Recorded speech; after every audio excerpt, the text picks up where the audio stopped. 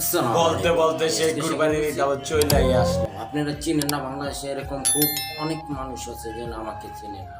তো এই যে গরুর হাট, বিশাল হাট, যাত্রাবাড়ি শনি আখড়া।